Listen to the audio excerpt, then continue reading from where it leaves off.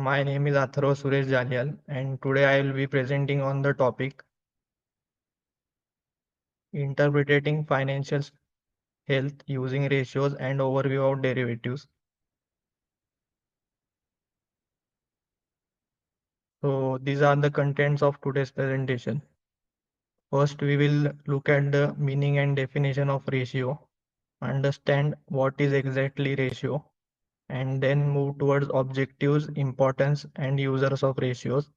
We will also understand some of the limitations while many businesses face while using the ratios, and also the most important various types of ratios.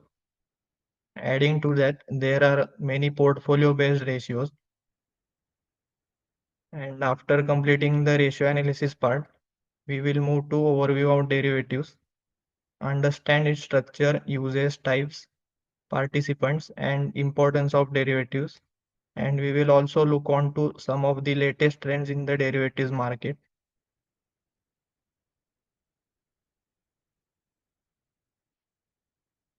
Yeah, so let's begin with the basics. A ratio is an arithmetic expression showing the relationship between two numbers. And according to Mayers, it is a method to analyze various financial factors. These ratios are extracted from various financial statements, and they act like a diagnostic report of business. They precisely show the financial position of business in a very simple manner. And the ratio analysis is used for analyzing and interpreting financial statements. It also helps in decision making by providing various useful inferences. So, how is ratio written actually? The ratio uses two numbers and is obtained by dividing one number by another. It is expressed in three types. First is proportion. Ratios may be expressed by the way of proportion. For example, current ratio. It is always expressed in two terms, that is A is to B, or example 3 is to 2. And the second one is in times. The ratio is also defined in times of period.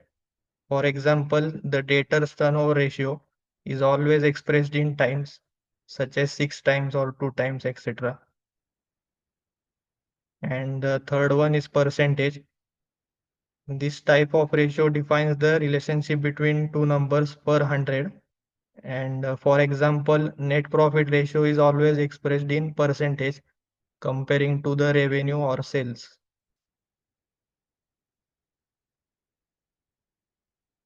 So let's look on to the objectives of ratio analysis.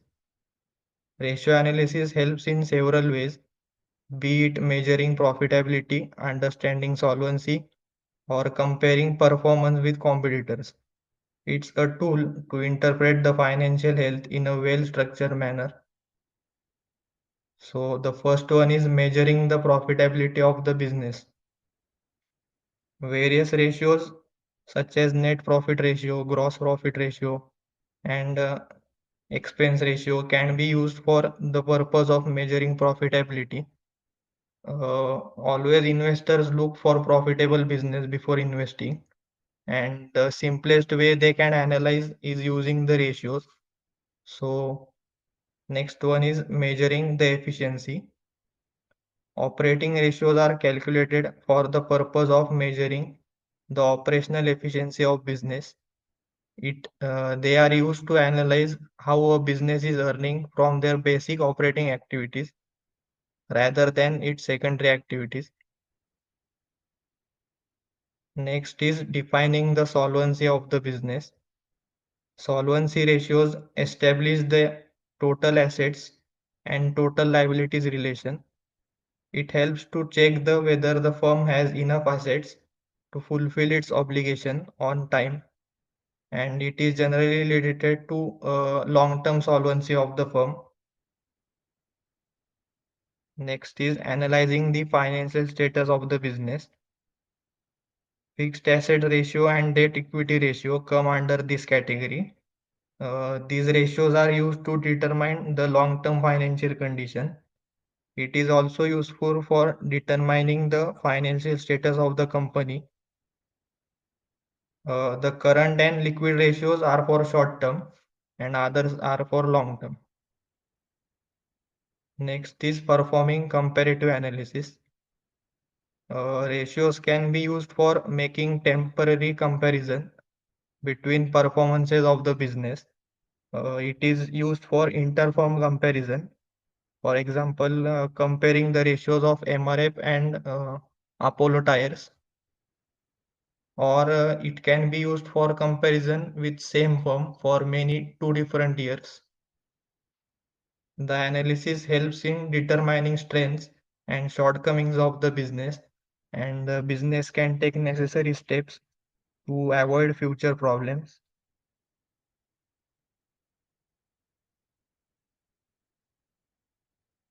Next is importance of ratio analysis.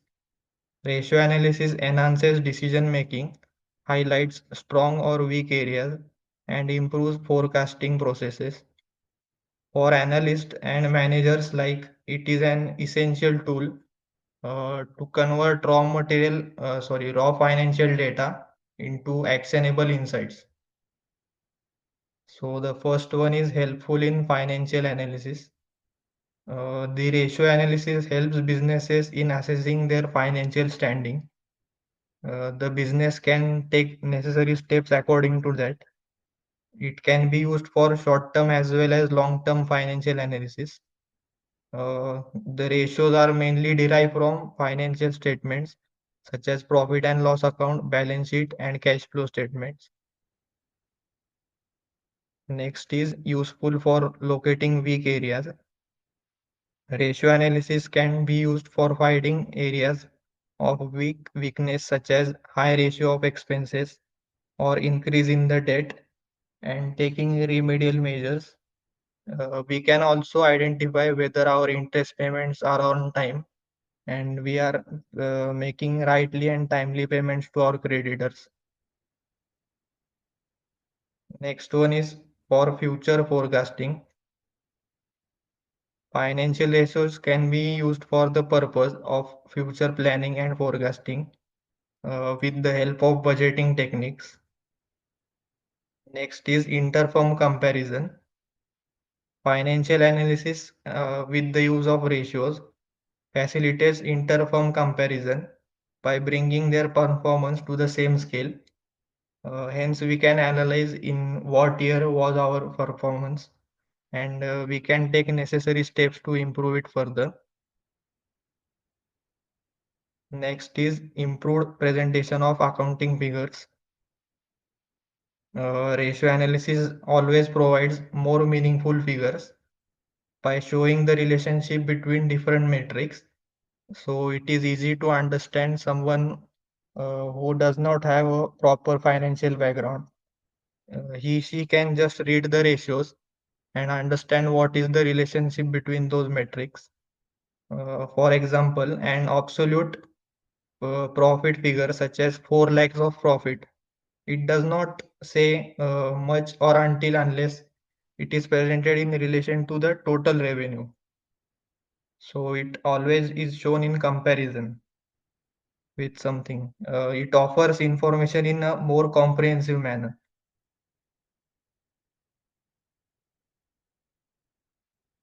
So the next is users of ratio analysis. Now we are going to look at different stakeholders, investors, and many people who use these ratios. Different stakeholders use ratios differently. Management uses them for internal efficiency, whereas the investors use for evaluating potential opportunities in the market. The creditors use for assessing the credit worthiness, suppliers for stability, and competitors to compare with its benchmark. It is saying that it is a 360-degree utility tool for the users.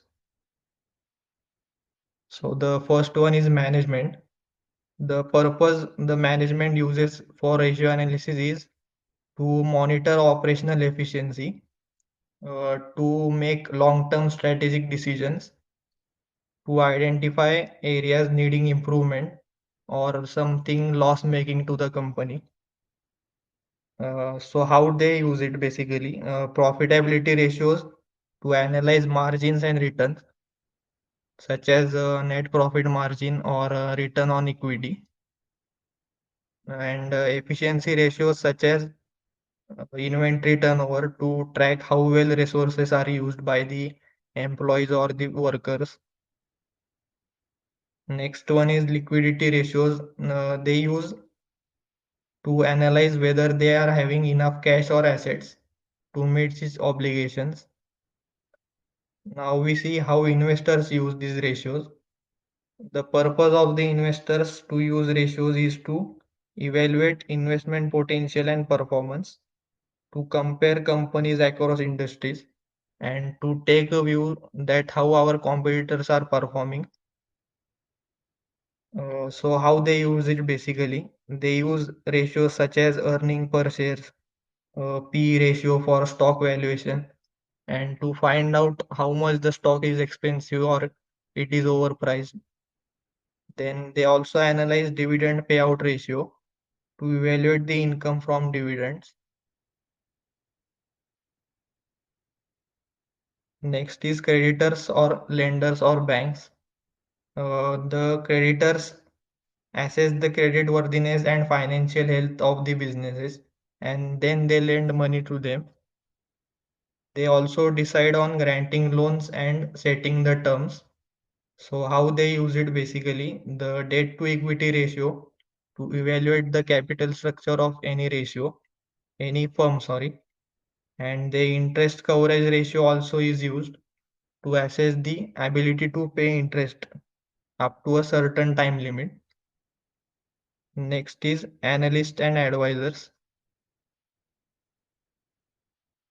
The purpose of the analyst to use ratios is to conduct equity research or many functions such as investment advisory, client advisory, etc. They also forecast and recommend actions to their clients so that they can make a profitable decision regarding their investment. They also make use of trend analysis over time.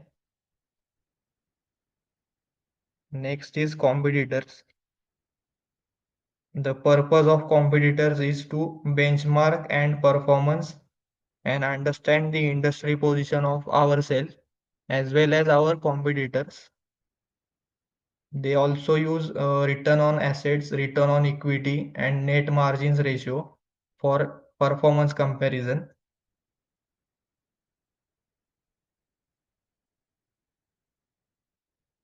Now we are going to take a look of the some of the limitations that we face while performing ratio analysis. So, however, ratios are not flawless. They can be manipulated and they also ignore qualitative factors and often require frequent updates. So, the ratio we calculate today may not be useful after 3 4 days. So, we must use them wisely and alongside other tools. So, first one is ignore qualitative factors. Ratio analysis is based on only numerical data and financial statements, and it does not consider non-financial factors.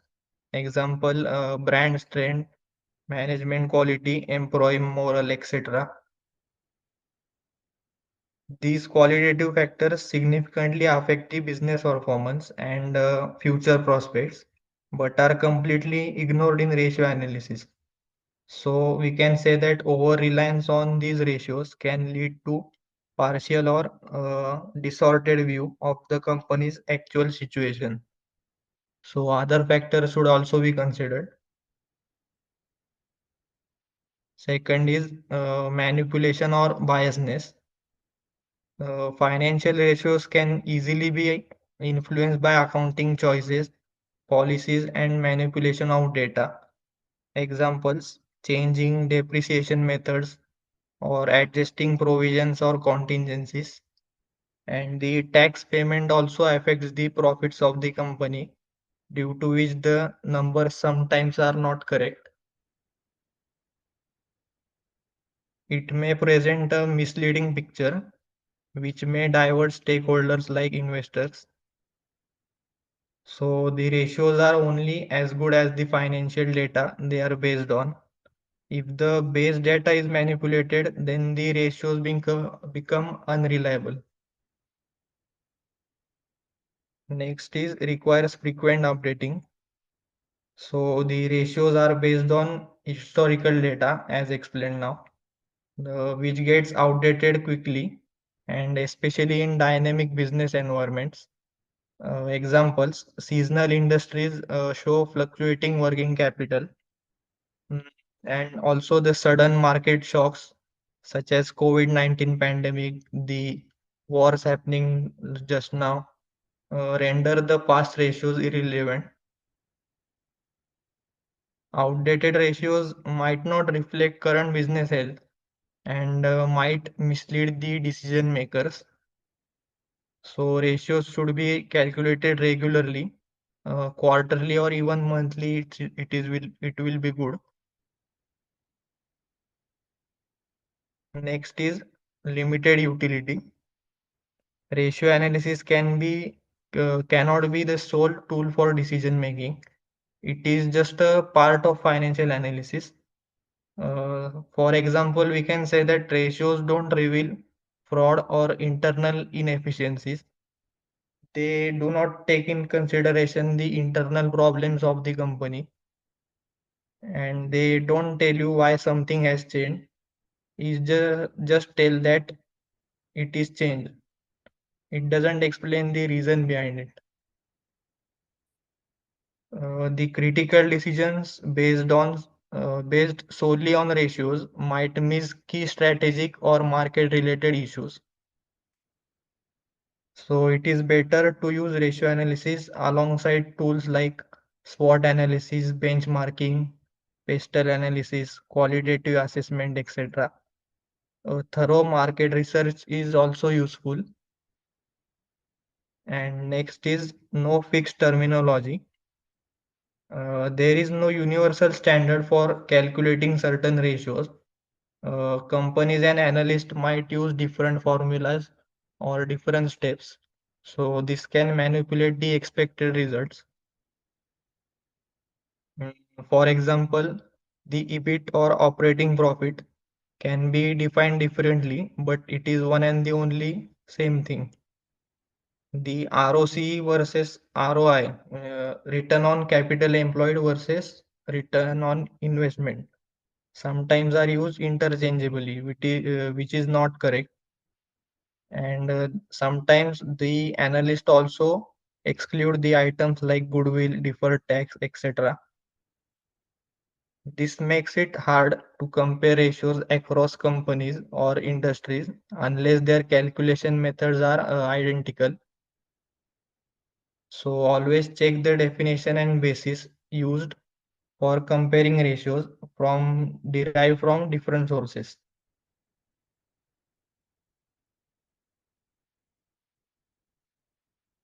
So this is how the ratios are extracted from financial statements. Basically, they are derived from balance sheet, income statement, and the cash flow statement.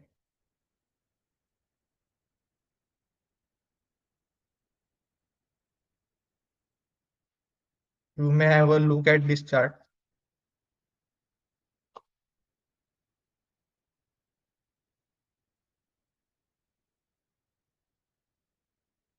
So now, the most important part of this presentation, the classification of ratios. So mainly there are four types: liquidity ratios, solvency or leverage ratios, profitability ratios, and activity or turnover ratios. But there are also some portfolio based ratios which are mainly used by the traders or short term investors. We will study it thoroughly now. Ratio analysis has a widespread use. It is not only limited to finance department of the organization. Various stakeholders and outsiders can obtain valuable information from this ratio analysis.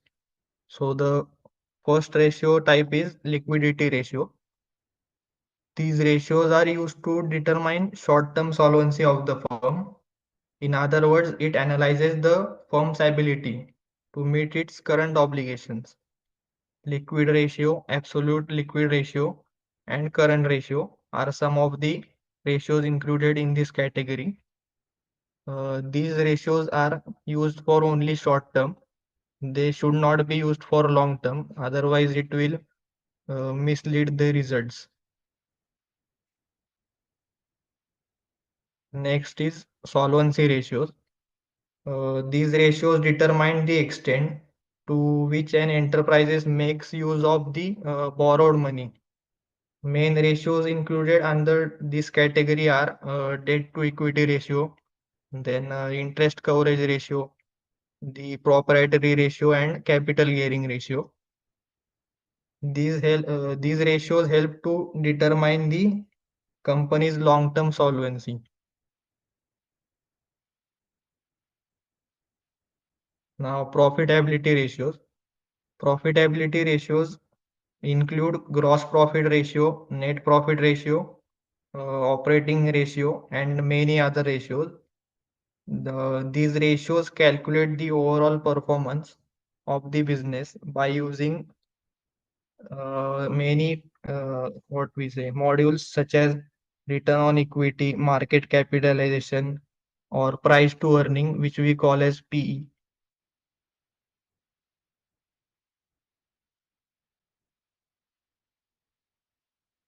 So the next is turnover or activity ratios, we call them. These ratios are calculated to assess a firm's efficiency in employing its assets. It in detail analysis of the assets of the firm, like how the firm is using its assets to generate their revenue. These ratios are also known as turnover ratios, as these ratios calculate the velocity which are converted into sales. There are many types of ratios covered under this category. They are fixed asset turnover ratio, debtors turnover ratio, and stock turnover ratio.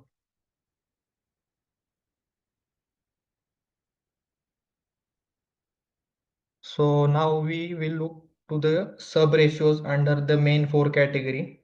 There are many types, so we will look at one by one. So the first is current ratio. Current ratio is calculated by matching the total assets, total current assets of the firm with its current liabilities. This ratio is also known as working capital ratio, and the formula for it is current ratio is equal to current assets divided by current liabilities. The ideal current ratio is 2 is to 1, which denotes that the short-term assets should be twice the value of short-term liabilities, so that there is not any delay in the payment of the creditors. A low current ratio shows that the firm is not equipped to meet its short-term liabilities as and when they become due. However, this measure should not be followed blindly. The quality as well as the quantity of the assets should be measured for effective evaluation. A high current ratio is always considered good, but at very same time, it may also indicate a stagnant inventory, that the inventory is not getting clear quickly. So the current ratio may also be high due to uncollected debts, idle cash, or bank balance. So current ratio, this low current ratio may indicate that the business does not have sufficient funds to honor its obligations.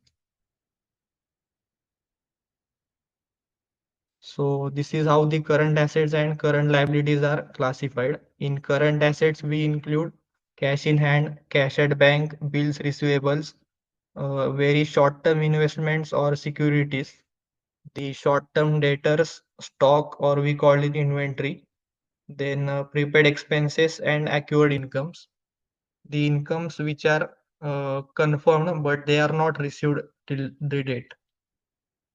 And the current liabilities include bank overdraft, bills payable, creditors, in advance provision for the taxation that we have to pay in the future, then proposed dividend which we have to distribute, outstanding expenses, short-term loans, and some loans that are going to mature within 1 year.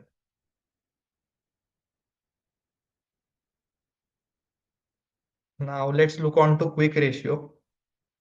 This ratio is also known as liquid or acid test ratio. Quick ratio is used to determine the short-term solvency of the firm. This ratio is more precise than the current ratio as it describes the relationship between current liabilities and quick assets. The quick ratio measures the firm's ability to meet its current obligations. The calculation is quick ratio is equal to quick assets divided by quick liabilities. Quick assets have the characteristic of easy conversion into cash compared to the current assets. So they are converted into cash very fast than the current assets. And the ideal quick ratio is considered as 1 is to 1. I'll explain it why. So first, here is how quick assets are quick assets and quick liabilities are calculated. The quick assets are calculated as current asset minus stock and the prepaid expenses, whereas the quick liabilities are calculated as current liabilities minus bank overdraft plus cash credit.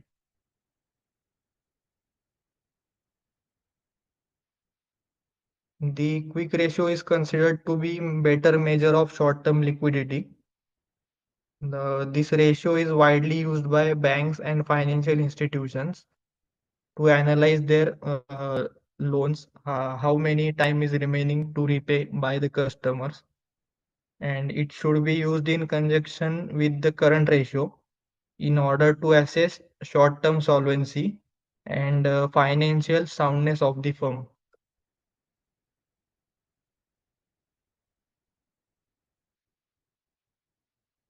So the third type is absolute quick ratio.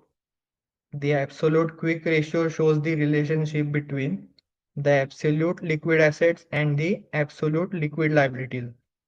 The bills receivable, debtors can etc. can easily be changed into liquid as compared to inventories, but there are chances that the assets can take a long time to change into cash.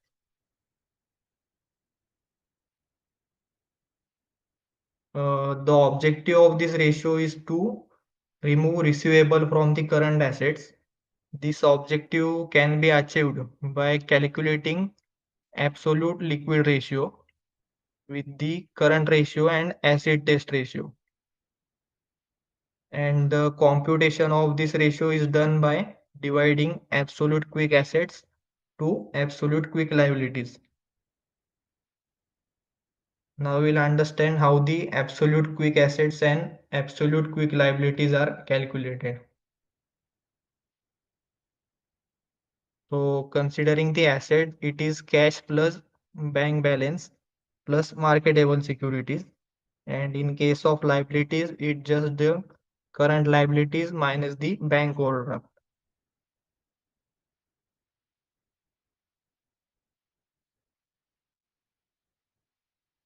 So here is a numerical for practice.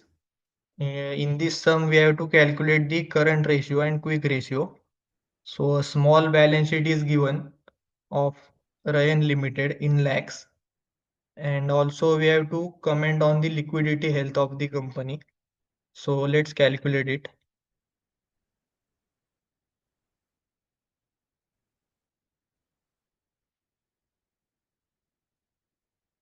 So the current assets, we have taken all the current assets and added them.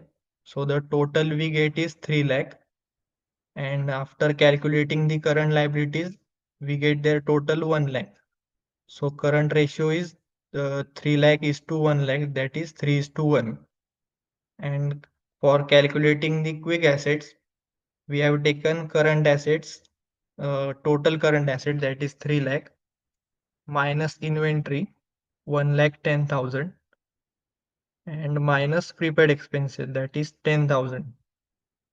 So we get the figure 1 lakh 80,000, and the quick ratio will be 1 lakh 80,000 to 1 lakh. Here there are no such as quick liabilities, so we have taken the figure of current liabilities only, and that ratio we get 1.8 is to 1.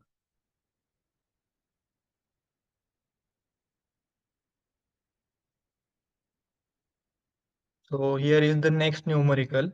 In this numerical, we have to do a small comparison of A limited and B limited. We have to calculate the current ratio and quick ratio for both the companies. And based on this ratio, we have to tell which company is more liquid and why. So let's solve it.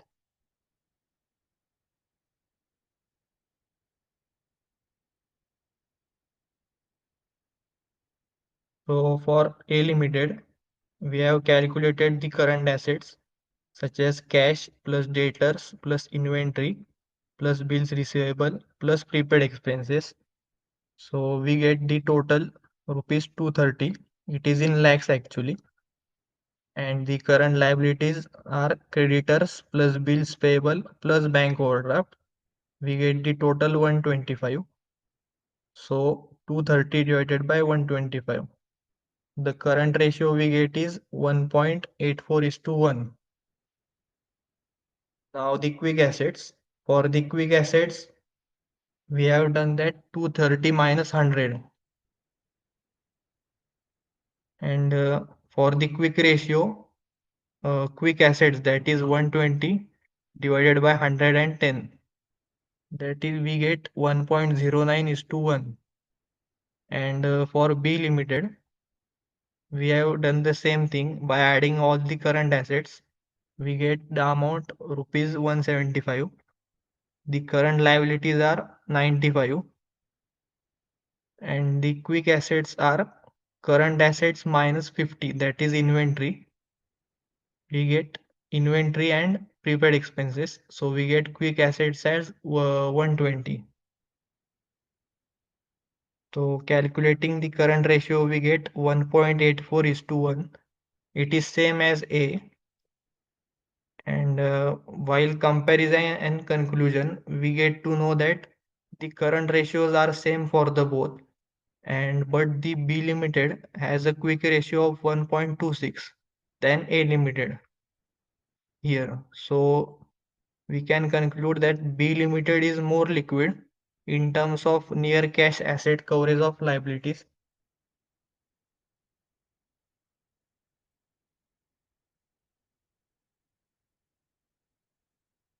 Now let's take a look of solvency ratio. The first ratio in it is debt to equity ratio. The debt to equity ratio is also known as external internal equity ratio. This ratio is used to determine the efficiency of a firm uh, for a long-term financial planning. It also compares the stakes held by the insiders as well as the outsiders. The ratio shows the relationship between equity funding and debt funding. So it is calculated as total long-term debt divided by the shareholders' funds.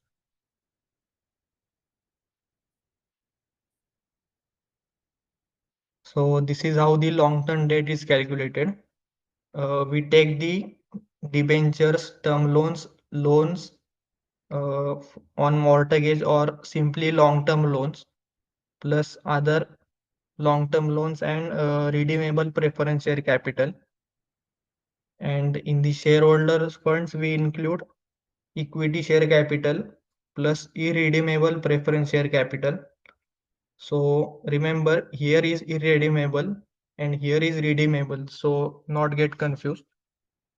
Plus the capital reserves plus retained earnings and any earmarked surplus like provisions for contingencies, etc.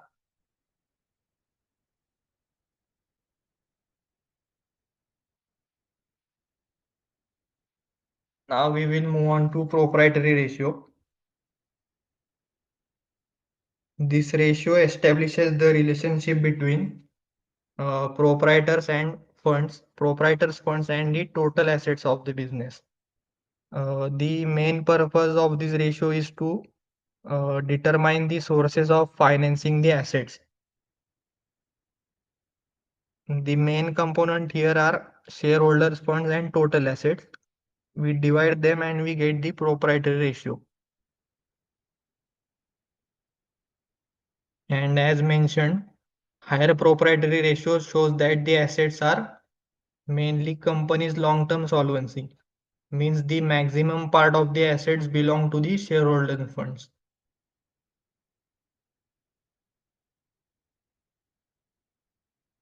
About its interpretation, higher proprietary ratio shows that the assets are mainly funded using shareholders' money, which is considered good for the company's long-term solvency.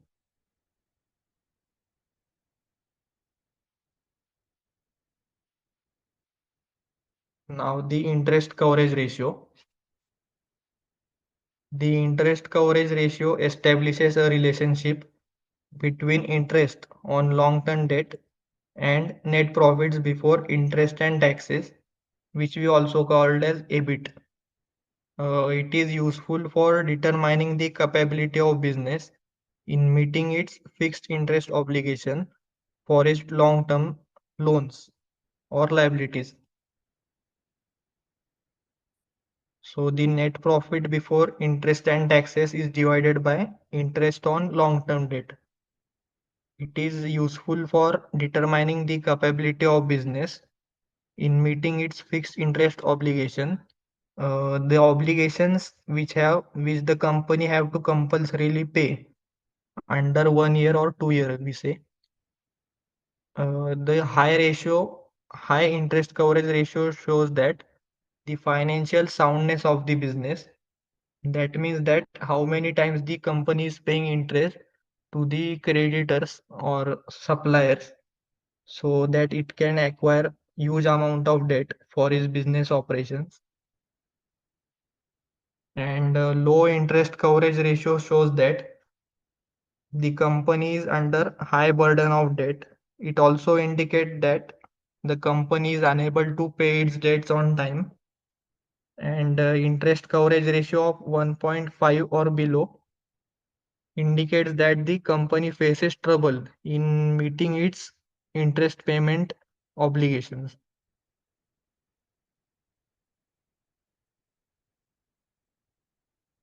Now let's look on to capital gearing ratio. This type of ratio explains the relationship between equity share capital and the fixed interest bearing securities, which include preference shares. For the purpose of this ratio, equity share capital includes reserves also. The formula for calculating this ratio is equity share capital plus reserve and surplus divided by the preference share capital plus long-term debt bearing the fixed interest rate. And a high ratio indicates that the firm is highly geared or leveraged by the outsider funds.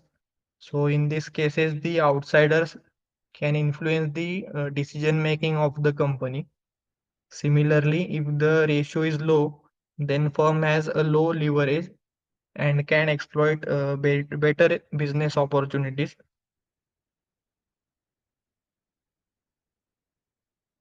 The company should always strive to achieve optimal gearing in order to maintain its profitability and the long-term solvency.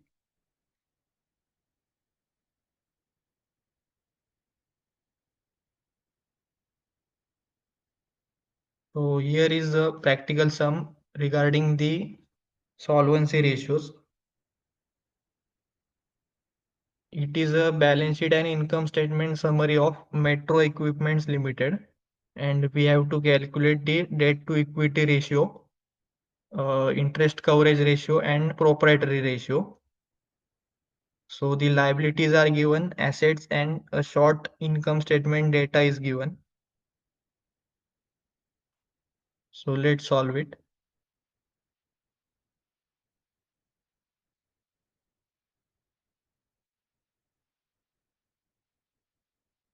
So for debt to equity ratio, we first need to calculate the long-term debt. It is calculated by adding the debentures, term loans and preference share capital, which is rounded off to rupees 200. And the shareholders funds are included equity capital plus the reserves. It is rupees 180. So for debt to equity ratio, we need to do 200 divided by 180. We get 1.11. Here we can say that moderate risk firm is slightly more funded by debt than equity, but it is not very much that the company may face trouble.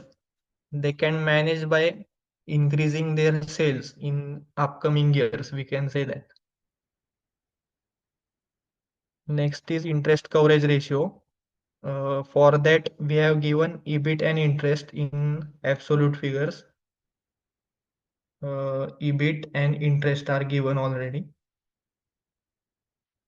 So interest coverage ratio, directly we do EBIT divided by the interest. We get 4.17 approximately. And it is far more than 1. Hence, we can say that the company is comfortable in meeting fixed obligations to its creditors. Next is proprietary ratio. So for proprietary ratio, we have to do total assets such as net fixed assets plus current assets. We have to add them from here.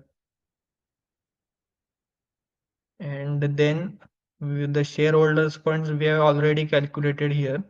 So no need to do it again. Hence the proprietary ratio is equal to 180 divided by 380. It is approximately 0.47.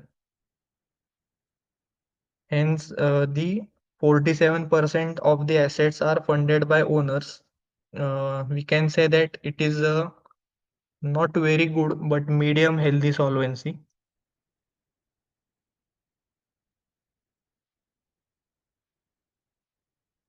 One more practical sum. It is a balance sheet snapshot of Silver Textiles Limited. And here we have to calculate capital gearing ratio, interest coverage ratio, and debt to equity ratio.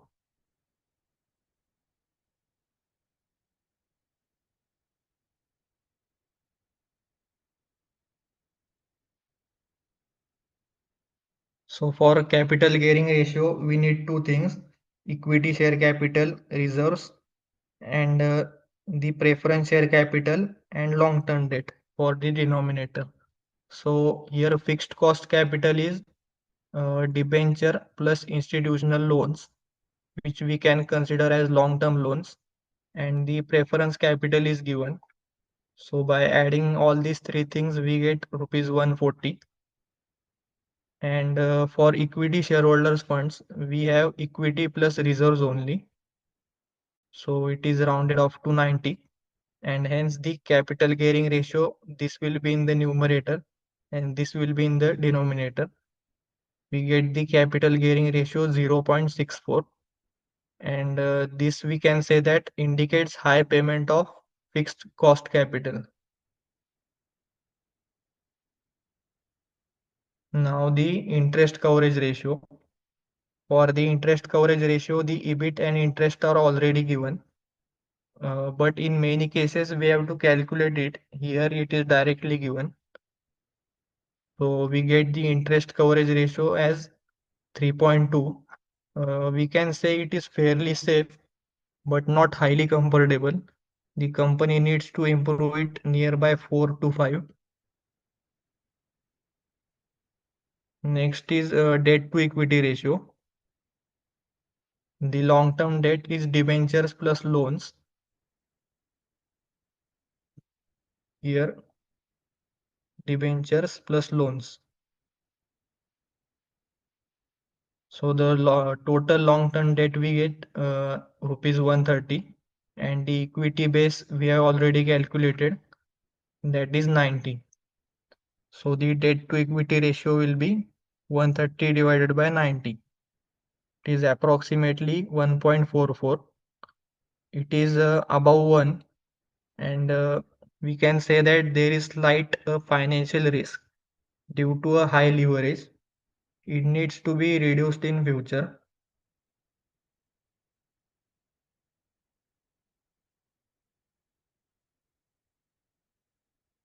Now let's take a look of profitability ratios. First one is gross profit margin. The gross profit margin is generally expressed in the percentage and shows the relationship between the net sales and gross profit. Gross profit ratio is helpful for determining the ability of business to meet its operating expenses.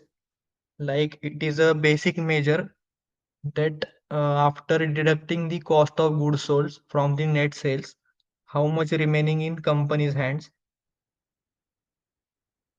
So for this ratio, we need gross profit divided by net sales, and gross profit is calculated as net sales minus cost of goods sold.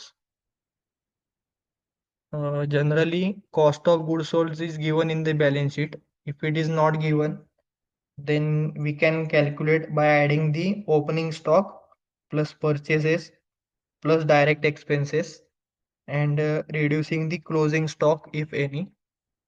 And for net sales, we have to remember that we should always deduct the sales return,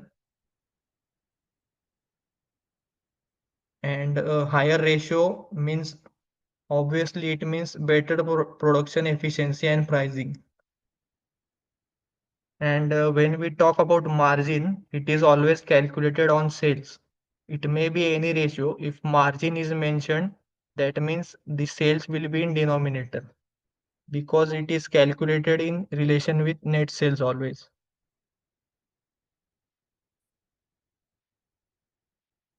So similarly, this is operating profit margin. It is also calculated on net sales, and it is excluding the interest and tax, and it covers only operating cost. This ratio is type of determines the relationship between operating profits and sales. Uh, Talking about the operating profit, it is the difference between operating revenue and operating expenses, such as cost of goods sold and selling and distribution expenses, or office and administration expenses. This ratio ignores non-operating expenses and incomes. The formula for this ratio is operating profit divided by net sales into 100.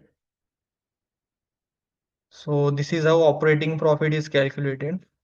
First, we have to take the gross profit, which we learned in this ratio, and we have to minus the operating expenses from it. And as told earlier, these operating expenses include selling, admin, and distribution cost, which are generally calculated while preparing the cost sheet.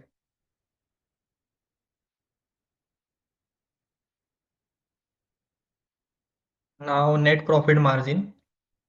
The net profit margin shows how much net profit is generated from every rupee of sales after all expenses are deducted. So, net profit margin is equal to net profit divided by net sales into 100, and the net profit which is mentioned here, it is the last final profit after deducting all taxes, which we call profit after tax. And higher net profit margin implies that strong control over total expenses and better profitability. It tells that how much we are generating on sales, that are we creating profits or losses on our sales. So many investors, while investing in the company, check this ratio first. that even the company is making or profits or not. Otherwise, there is no point in investing in such company.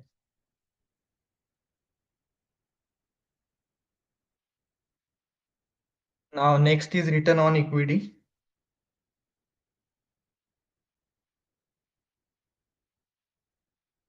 Return on equity measures the profitability generated to the shareholders' equity.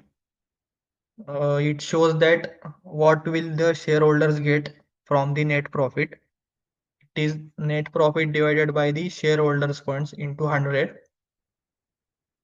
And as studied earlier, the shareholders' equity is the equity capital plus the reserves and surplus. And it should be always high so that we are able to give high and good returns for our shareholders. But here is one important point. The return on equity should always be analyzed through one technique known as DuPont analysis to know the actual scenario. Sometimes it may happen that the return on equity ratio is high due to high leverage. In certain cases, it is not generating a high profit, but it may seem high, so it is a manipulation. So always calculate it with DuPont analysis.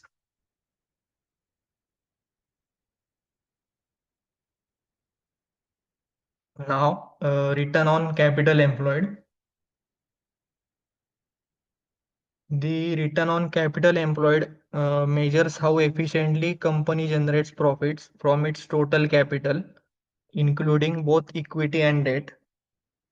The formula for calculating this ratio is EBIT divided by capital employed into 100.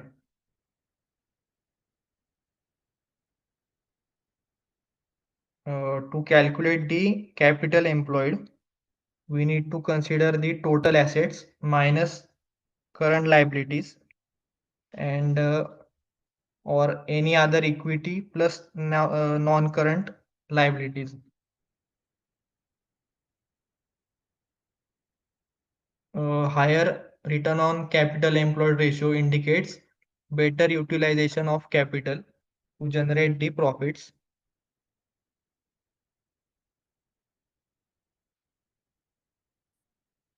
Next is price to earning ratio. This ratio basically tells the investors that whether the share of the company is overvalued or undervalued. Like it tells, it is always compared to the industry PE,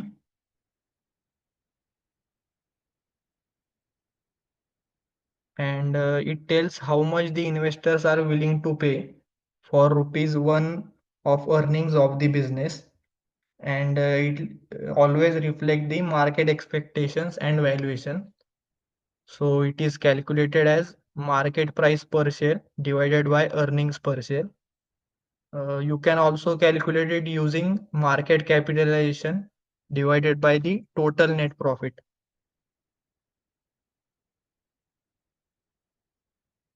As mentioned, high P indicates expensive and overvalued stocks, whereas the low P indicates undervaluation and cheap stocks. And the P ratio just shows that whether the stock is overpriced or underpriced. It is not a direct recommendation that some stock is very cheap, so we should buy it. It is not like that. We need to consider the other scenarios as well.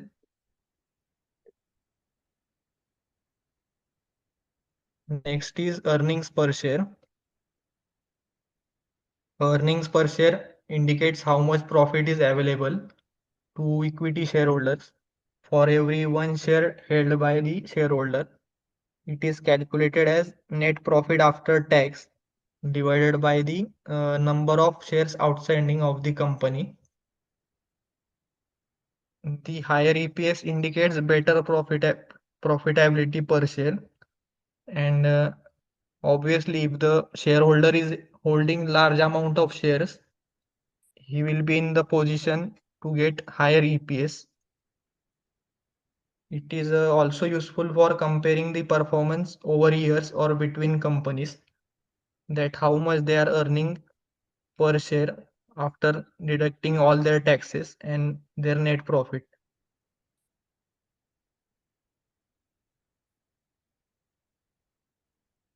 Now, dividend per share. Dividend per share indicates how much dividend is distributed to the equity shareholders for every one share held. So the formula is simple: total dividend declared divided by number of shares outstanding. So when the DPS is declared by the company, the shareholders receive on basis of their holding. Uh, dividend is declared per share, so it will be benefited if the shareholders is holding more number of shares. A higher DPS indicates generous profit distribution for income seeking investors, but generally it is a case that the mature companies in the market prefer to distribute dividend. But when the companies are in growing stage, they do not prefer to distribute dividend.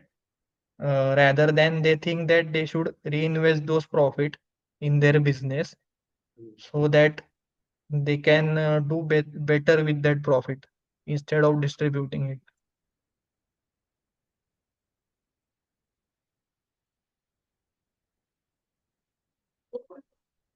So here is a practical sum related to profitability ratios. It is a small financial summary of Urban Textiles Private Limited, and we have to calculate the we have to calculate the operating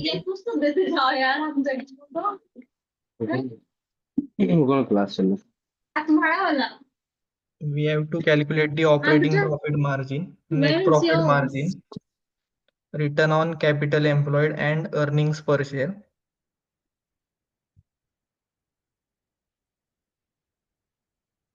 So here is the solution. First, operating profit, that is EBIT. We have to calculate gross profit minus operating expenses. The gross profit 1100 we have calculated as the net sales minus COGS. And here we get rupees 500 of operating profit. And for the operating profit margin, we need to divide it by the net sales. That is 500 divided by 2500 into 100 is equal to 20%. For the net profit, we have to take the operating profit minus interest and tax. So we get rupees 280. And similarly, the net profit margin is calculated is 280 divided by the net sales into 100. We get 11.2%. Now the capital employed, we need to take total assets minus current liabilities. So current liabilities here is directly given 400. So we get the total capital employed as rupees 1300. And for the return on capital employed, EBIT divided by capital employed. So EBIT we have already calculated, 500 divided by 1300. So it is around 38%. And the earnings per share will be net profit divided by number of equity shares. So the net profit 280 divided by number of shares we have 10 rupees per share, here it is given. So 500 divided by 10 we get 50. So we get 5.6 rupees per share.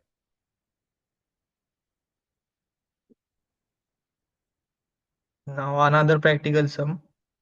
Here we have to calculate return on equity, P ratio, and dividend payout ratio. We have assumed that the market price is rupees 112 and the total dividend paid is rupees 80 crores.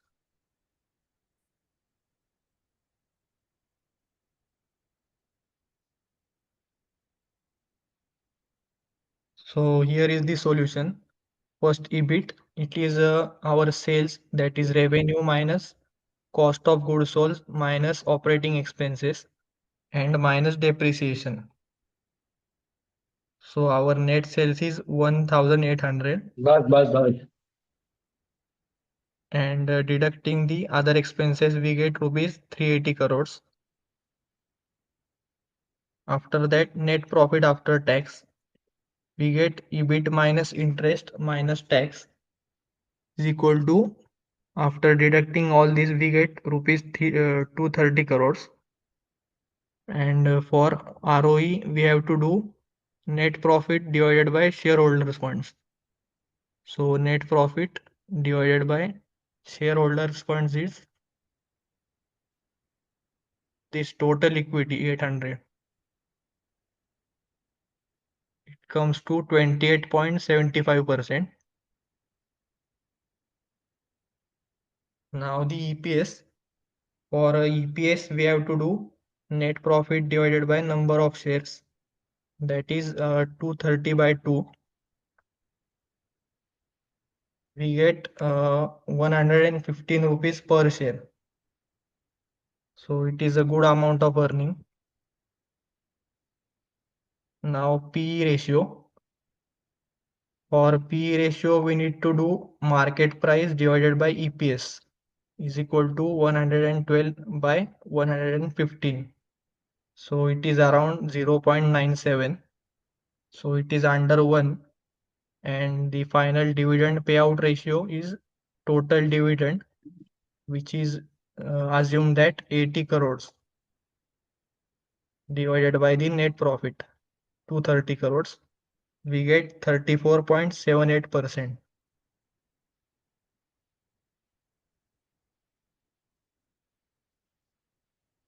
Now the types of activity ratio. First one is stock turnover ratio. The stock turnover ratio is also known as inventory turnover ratio. It is basically telling us that how many times our inventory is getting cleared so that it does not keep stored and we keep making sales. It is calculated as cost of goods sold divided by average inventory. We can also calculate stock turnover ratio by using net sales and the average inventory. For example, net sales divided by average inventory. Here, cost of goods sold is same as explained previously. The opening stock plus purchases minus closing stock from income statement. Sometimes this is not given, so we have to directly add these two items. And for average inventory, we have to consider the opening stock plus closing stock and divided by 2. So we get the average inventory.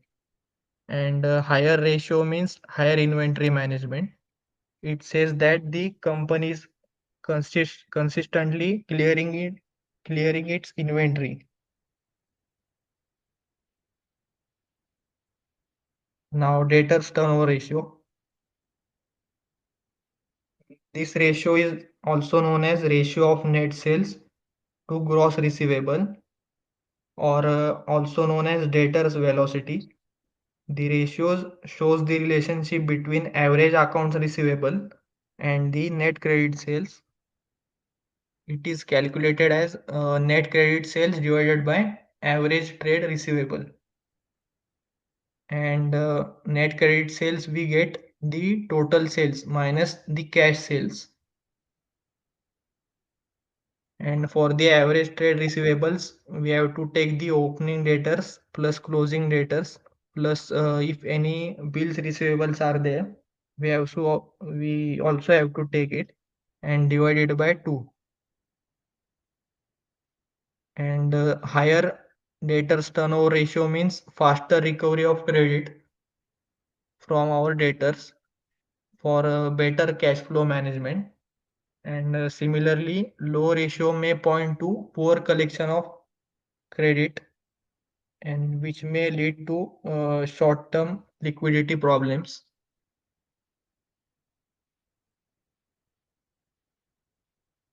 Now, there is another ratio called as creditors turnover ratio. It is generally related to the creditors. This ratio shows the relationship between net credit purchase and the average trade creditors. Now, this ratio is closely related to the concept of float. It also measures the efficiency of business in utilizing its cash in proper manner. It is calculated as net credit purchases divided by the average trade payables. So similar to the receivables, we have to consider here opening and closing creditors plus bills payables divided by 2. And here also higher ratio means quicker payments to our creditors and better cash flow management. Low ratio may showcase delayed payments or what we call it bad debts.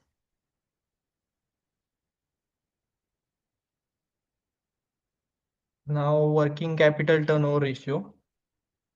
Working capital turnover ratio shows how efficiently the firm uses its working capital to generate the sales, and it is calculated as net sales divided by working capital.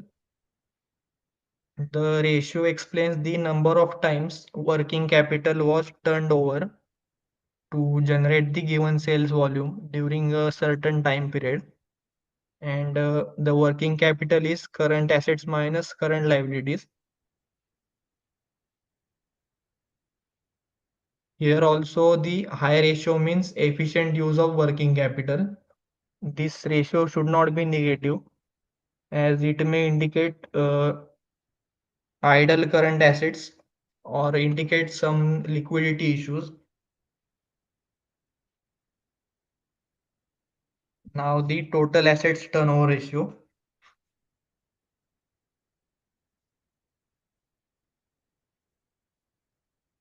The total assets turnover ratio indicates how efficiently the total assets are used by the business to generate revenue. It is calculated as net sales divided by average total assets. Here average total assets is equal to the opening total assets at the start of the year and the closing total assets at the end of previous year, and we have to divide it by 2. This ratio shows that the higher sales per unit of fixed assets are being achieved or not. It is an important criteria as they form largest portion of the total assets of the firm, and this ratio can be used for making temporary study as well as for making inter-firm comparisons. So let's look up practical sum related to turnover ratios. Here is a balance sheet and income statement summary of Nexus Steel Limited, and we have to calculate the stock turnover ratio and debtors turnover ratio. Also, we have to explain whether the company is managing its inventory and receivables in an efficient way. So let's solve it.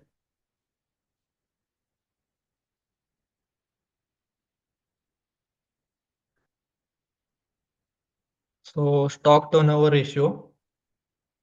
For that we need the average inventory and cost of goods sold. So the average inventory will be 220 plus 280 divided by 2. That is opening plus closing divided by 2. and the COGS is already given.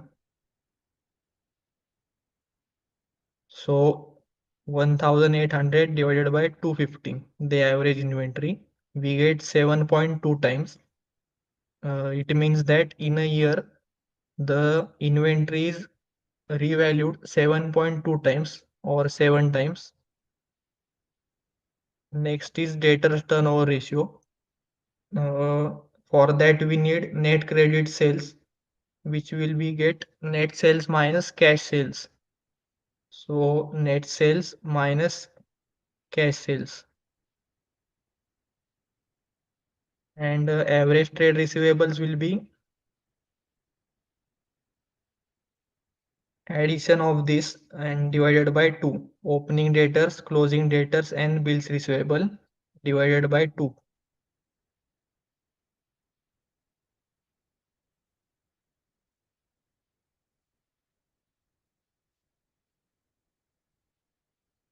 So it comes around 11 times. It states that the receivables are collected more than 11 times a year. So we can say that it is fairly good, and both the ratios indicate strong control over inventory and debtors.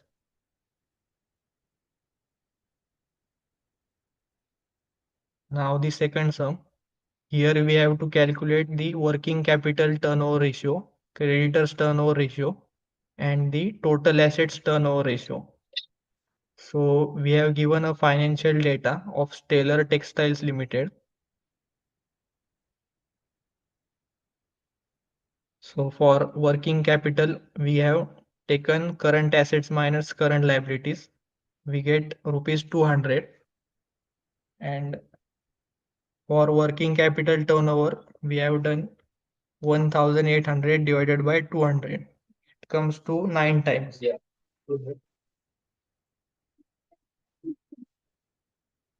And now creditors turnover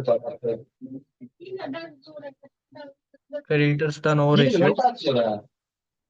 For that, we have average trade payables 150 plus 130 plus 40 divided by 2. We get 160. And the creditors turnover ratio we get around 5.63 times. So we are paying our creditors 5 times in a year. Or creditors or suppliers, we can say. It is a moderate speed. Now the total assets turnover ratio. We have to first take average total assets, which comes 1100, and then the total asset turnover ratio will be our net sales divided by the average total assets. It will come around to 1.64 times. It indicates that each rupee in assets generates 1.164 in sales. Can say that it is fairly efficient. Now, some of the portfolio based ratios, these are not considered as main type of ratios, but these are very regularly used in considering the technical analysis or short term investing. These ratios are indicators of portfolio performance. First is Sharpe ratio.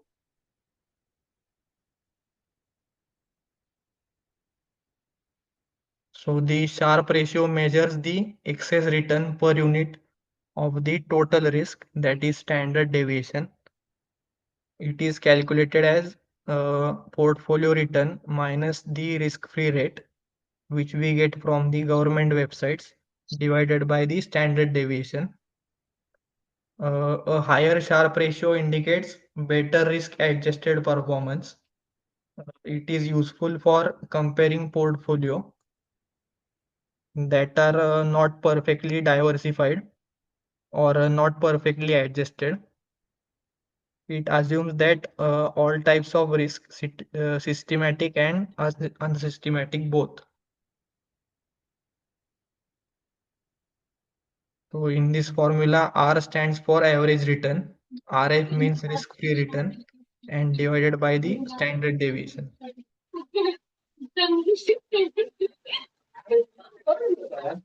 Next is Trainor ratio. Trainor ratio is the excess return per unit of systematic risk. We also call it as beta. Formula for this Trainor ratio is portfolio return minus risk-free rate divided by beta. So similarly here R is equal to average return, RS is equal to risk-free rate and divided by beta. This ratio is unlike Sharpe ratio. It only considers the market risk, assuming that the portfolio is well diversified. And it also tells how much the return the investor earns for each unit of market risk is taken. Now the third one is Jensen ratio. Jensen's ratio is also known as Jensen's alpha. It measures the excess return of portfolio over its expected return as per the capital asset pricing model, which we call as CAPM. The formula for this is Jensen's alpha is equal to uh, the risk-free rate plus beta multiplied by the market rate minus risk-free rate. And in the next step, we have to do the actual return minus the expected return.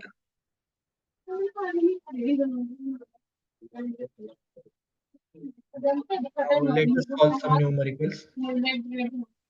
Here we have given the data of three mutual funds, their average return, their standard deviation and beta.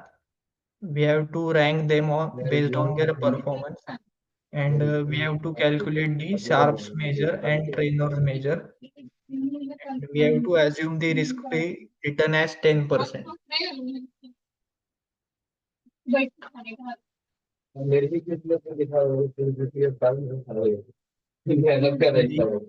solution for mutual fund A, we have taken 20 minus 10, that is our average return minus risk-free return divided by the standard deviation, that is 23. We get 0.43.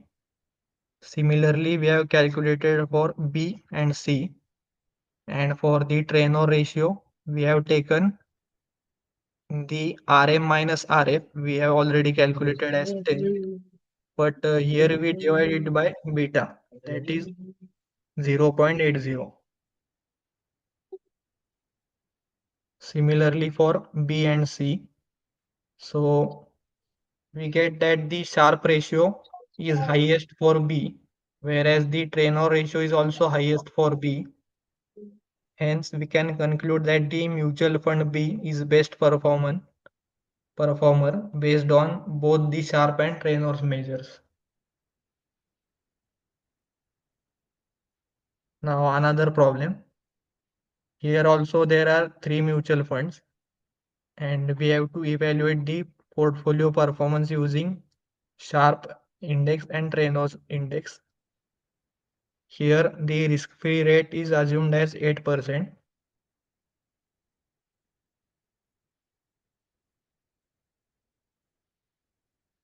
So for ABC Limited, we have to do that market rate minus risk-free rate divided by the standard deviation. So market rate minus risk-free rate divided by standard deviation. So similarly for PQR and MNO Limited. And by getting these answers, we get to know that by Sharpe ratio, ABC Limited performed best, that is 0.46, higher than the other two.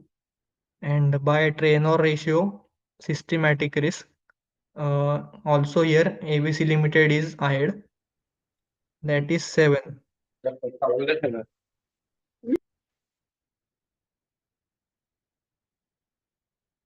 Now let us move on to the second part of the presentation. Here we are going to look on overview of derivative.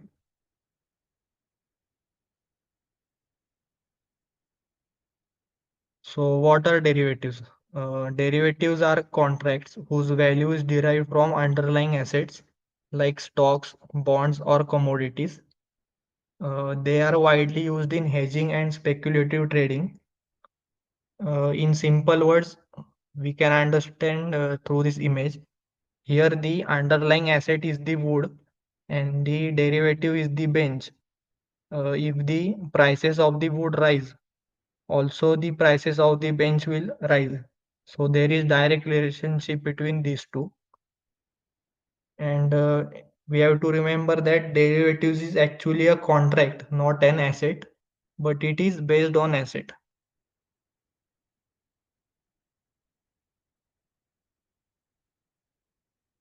Now, these are some types of underlying assets. They include commodities such as gold, silver, and rice, steel, coffee, etc.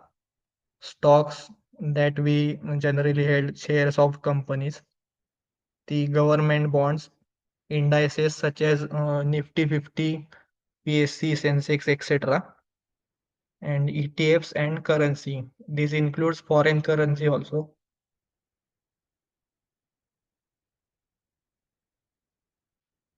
Now, this is a table for better understanding of the derivatives and various risks associated to it. First is stocks. The risk level is high and the liquidity is also high. And in case of bonds, it is low and medium because most of the bonds are backed by the government and generally provide the risk-free rate returns. And the return potential is high on stocks, whereas on bonds it is moderate.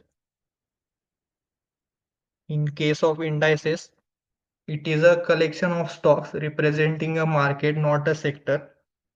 So it is a combined measure of all the stocks. The risk level is medium to high and the liquidity is also high.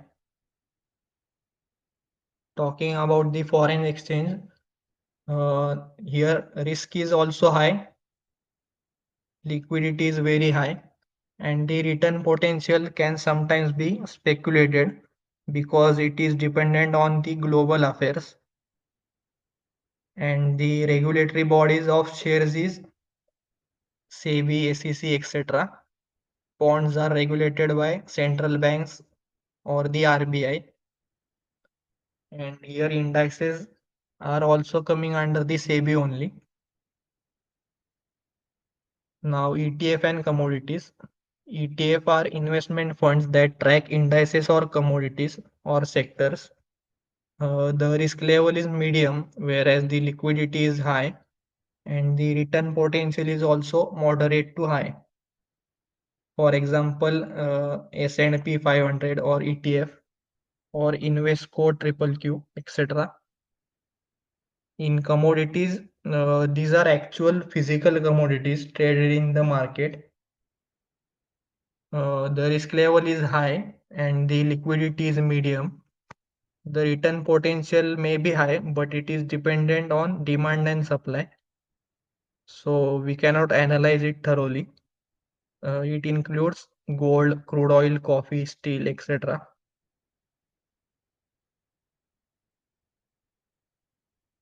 This is a structure of derivatives market. It has mainly two parts, financial derivatives and commodities derivatives. Financial derivatives are regulated by SEBI and RBI, whereas the commodities derivatives are regulated by FMC, that is Forward Market Commission.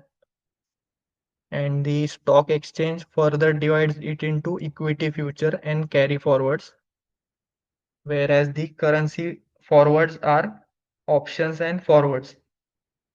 And the interest rate provided on it is short term also and long term also.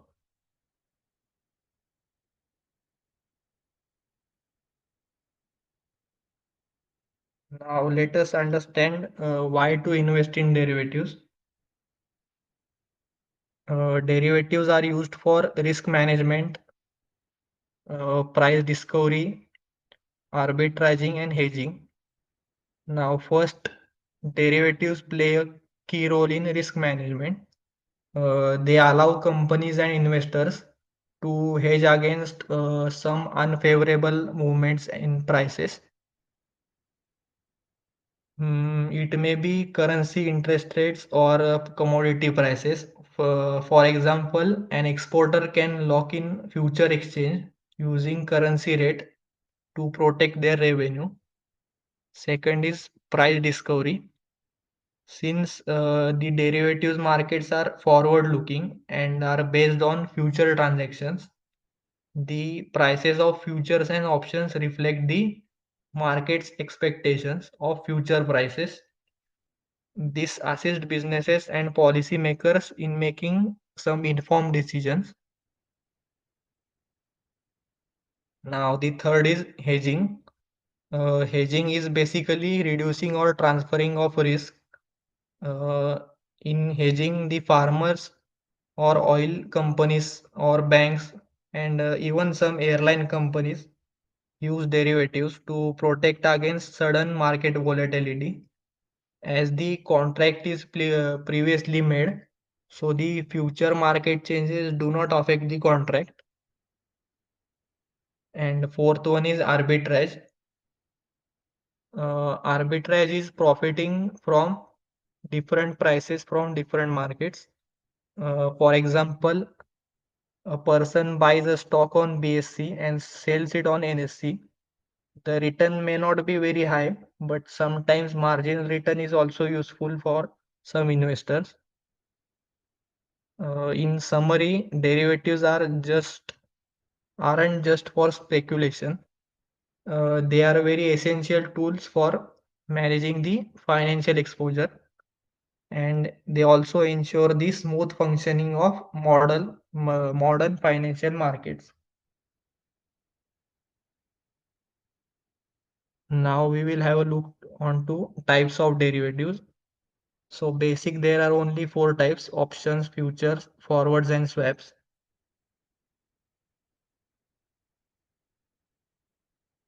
So first one, options. And option contract is the contract which gives the right to the buyer, but not an obligation to buy or sell the underlying asset at a fixed price before or on specific date. This means that the option parties who is going to sell the option contract can also cancel the contract if it is in loss and the premium amount is taken by the purchaser. There are two types of option contract: call option, which is buy, and put option, which is sell. The buyer or holder of the option pays the premium and buys the right. The seller of the option receives the premium with the obligation to sell or buy the underlying asset. Now, these are some advantages and disadvantages of options contracts. It provides flexibility to both the buyer and seller. So even if one party is not much profitable, at the end they can cancel their contract and they can pay only the premium amount. So there is limited risk, and options are mainly used for hedging against price volatility. आज 9 बजे तक चलेगा। आज 9 बजे तक चलेगा इसी सुबह This 8 बजे option contract also offers leverage, but there are some disadvantages such as premium cost can be high, तक and many investors सामने find difficult to understand जानते हो क्या? the price सब अपनी structure मर्जी of से वो options, टॉपिक उठा दो, फाइनेंशियल मॉडलिंग है ये and इसी it can be और उसके illiquid घंटा for less घंटा trading लाइव options. सेशन दो भाई, 1.5 घंटा 2 घंटा बच्चा लोग बोल रहा है कंटिन्यू। थैंक यू बोल देता है, उसके बाद भी Next टीचर is कुछ नहीं future बोलता। लगता है contract. कोई ज्वाइन करवा के पूछ जा रहा है, मास्टर हो सब खाली रिकॉर्डिंग हो Futures रहा है। are भाई standardized दिए काम exchange तो दे traded देगा forward क्या देगा। contracts. They are भाई में चाहिए ना standardized as 75 two percent market lots, मुझे लगता quality and terms है of अपना मीटिंग delivery. सब ज्वाइन करेंगे तब जाए 75 As these contracts are आके ज्वाइन traded करके छोड़ना है। and settle तो on stock exchange, बात ठीक रहता है यार, लैपटॉप लेके कहीं ले सकता है। मोबाइल वाला तो So this provides मोबाइल वाला तो settlement आप guarantee पड़ता है, on ज्वाइन भी them. हो गया, कुछ देख They नहीं are रहे। subject to stringent requirements of आदर margin set by the clearing corporations. And the here there is no option of exercising right. It has to नहीं be होगा कहाँ जाएगा compulsorily exchanged on specified terms on dates. Now the advantages and disadvantages. Here the futures are highly liquid compared to options, and there are standardized contracts. They are used for hedging or mainly speculative purposes. And talking about the disadvantages, it requires margin money and daily settlements. Sometimes high amount of premium is also required, and there is potential for unlimited losses. And the future contracts are hit by the volatility in the market, which may create huge losses for the investors.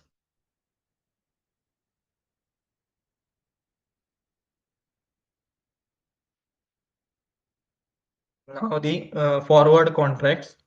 Forward contract is a private contract between two parties to buy and sell a asset at a fixed price on a fixed date. But the problem here is that it is not regulated by any market.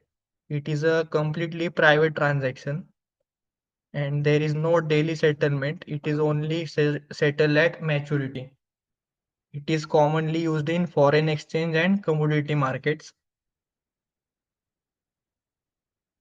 So these are the advantages. As it is a private transaction, it is fully customizable relating to amount, date, or asset. हाँ? अभी वो घर पे नहीं There जाएगा। is no घर पे upfront नहीं है, सराय payment है। usually required. And talking about बचा the कहीं सबको जानना ही disadvantages, चलेगा। there is always चलो a सराय, counterparty risk. तेल है उसमें। And as they are not exchange traded, if any fraud happens, there is Sarai no में one हीरो to का blame. And these are not transparent आनंद से net क्या हुआ था, to regulate it properly. मेरे चलो कोई लाइन हो जाएगी। Now, swaps contracts. आधे एक घंटा बैठेंगे, दो तीन वो चाय पियेंगे। A swap in the financial market is a derivative contract made between two parties to exchange cash flows in the future according to pre-arranged terms and सराय तो conditions. नहीं जाएंगे भाई, जब में बहुत The है, पंद्रह swap बीस in this किलोमीटर से आप contract पंद्रह बीस that किलोमीटर is अभी one बारिश में party कोई which मतलब pays नहीं a है। fixed interest rate to other पूरा टारगेट and डालेंगे तो receives उसे line floating rate in return. क्या। For example, a person in USA can raise money from India. Ultimately, and Indian person can raise money सराय जा from रहे हैं, poorer countries दोनों such as जाने Sri दो, Lanka. अपनी मर्जी। Here we क्या can होगा, get दोस्त the यार के interest साथ rate चालीस benefits. It is फिर mainly राहुलवा की used दुकान for पे hedging राहुल की दुकान पे or ठीक currency risk. And there are two types, interest rate swaps and currency swaps.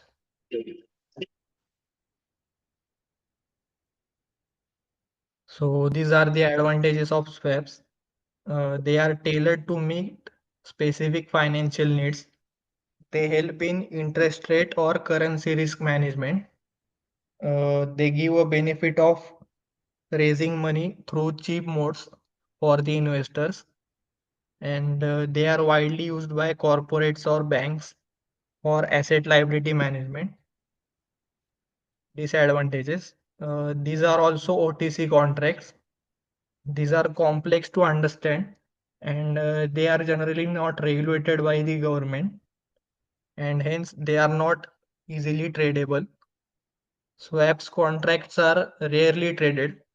There is not huge amount of market for this derivative and it is difficult to value and monitor over the time.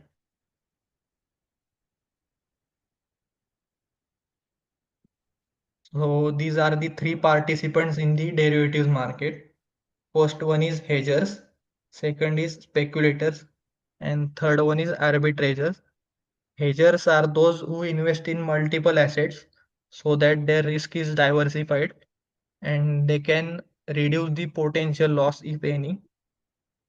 And the speculators are high risk takers who immediately follow the market sentiments and do not care about the market risk.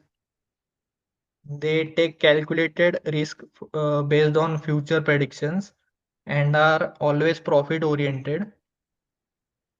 And the third category is arbitrageurs. As explained, they try to exploit the price differences between various market for the same asset and try to earn the difference money between it.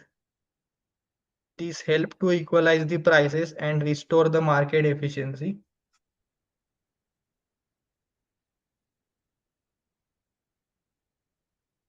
Now, this is the importance of financial derivatives.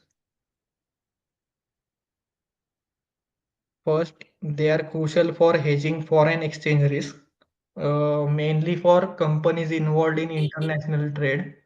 Currency fluctuations can hurt profits. These derivatives help them to exchange rates and protect margins. Second is credit risk transfer. Instruments like credit swaps allow financial institutions to pass on credit liabilities and make the system more flexible. Third is volatility trading.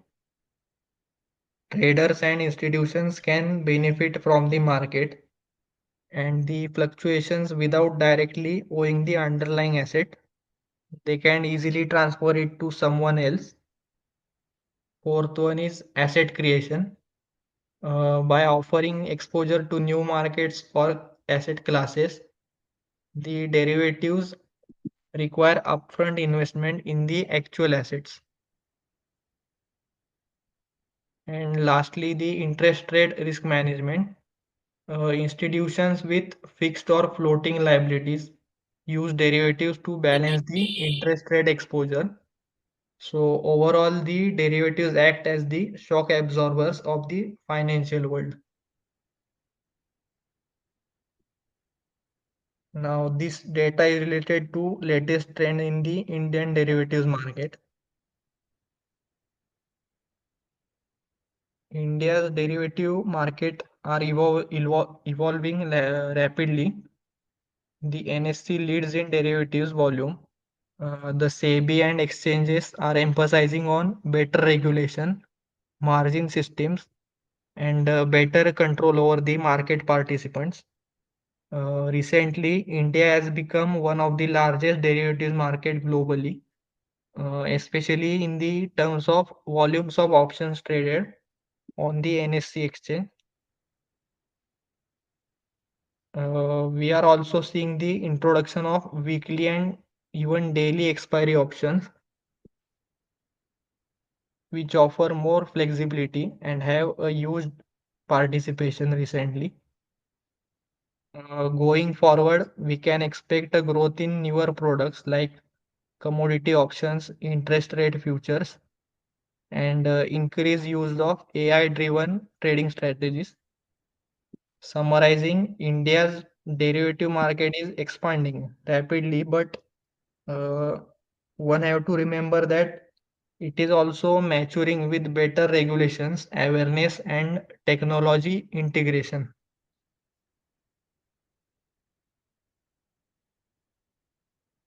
So here are some points to remember if you are trading in the derivatives. Derivatives are different from equities.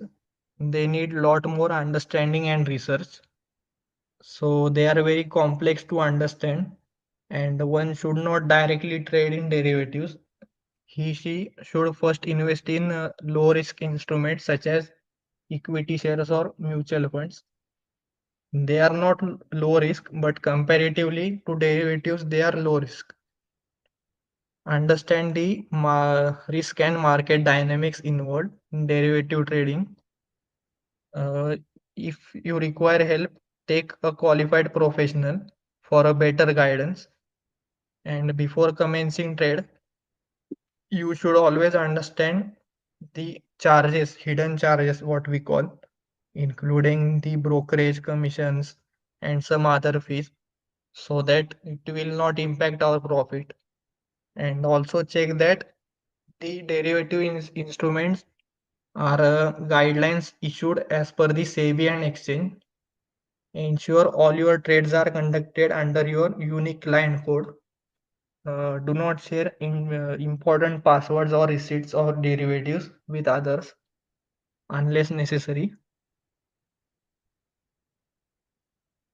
And always get a duly signed contract note for every trade. You should always keep adequate funds and securities to meet sudden margin calls. Sometimes the our account is deducted with some charges, and if there is not money, the balance goes in negative. So a good strategy is to first invest in products like mutual funds and then move to derivatives. After gaining some experience, you can move to buying stocks and then to derivatives if they are confident enough. Because people, there is general behavior that they directly enter into derivatives and they have zero knowledge about it, and hence they make huge losses. So the derivative market is dominated by sophisticated players and also traders. There are also people who make huge profits from this, but it is not that they have entered the market yesterday. They have a huge experience, so they do that. And they also have access to high-end technology and quicker means of access to the latest market information, through which sometimes also they manipulate the prices. So this is an advice to the retail investors. They must do a thorough homework to succeed in the derivative trading. So thank you everyone for listening this presentation with utmost patience.